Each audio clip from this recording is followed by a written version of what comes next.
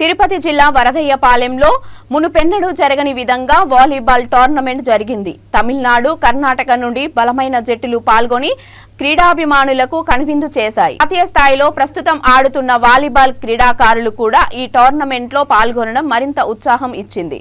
Volleyball పోటీలో విజేతగా చెన్నై జట్టు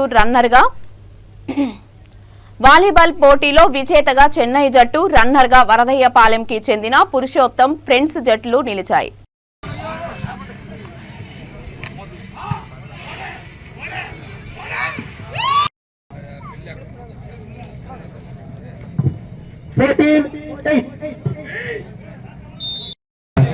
మరొకరు కర్ణాటక చెందినటువంటి పాలాలకు చెందినవారు మరి రెండు జట్ల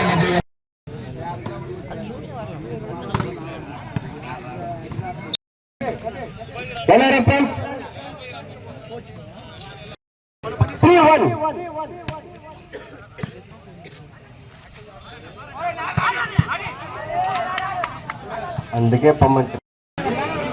చాలా చక్కగా ఒక మంచి గేమ్ ఆడారు. కానీ ఈ రెండో సెట్ ని సంబంధం చేస్తే మీరందరూ కూడా పరిపాలన చూడాల్సిన పర్లేదు. వాలీబాల్ మ్యాచ్ చూద్దాం. అందరూ మీరు ఉత్సాహం ఉంటే మంచి మ్యాచ్ చూద్దాం. క్రీడాభిమానులకు అందరికీ వరదయ్యపాలెం క్రీడాభివందనాలు.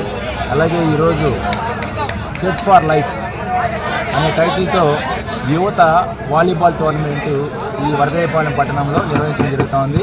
దీనికి అనేక మంది యువకులు, ప్రముఖులు, రాజకీయ నాయకులు మరియు అందరూ కూడా సహకరించి ఈ టోర్నమెంట్ ని చాలా దిగ్విజయంగా ఫైనల్ చేయడానికి ముందుండి నిర్వహిస్తున్నారు. అలాగే నాతో పాటు కోచెస్, మేనేజర్స్, ఈటీసీ, ముద్దుకృష్ణ గారు, మనోహర్ గారు, వాలీబాల్ మమ్మీ గారు అందరూ కూడా ఈ యొక్క కార్యక్రమంలో పాల్గొంచుకోవడం జరుగుతుంది. ఈ యొక్క కార్యక్రమానికి అనేక మంది భాగస్వాములు కావడం జరిగింది.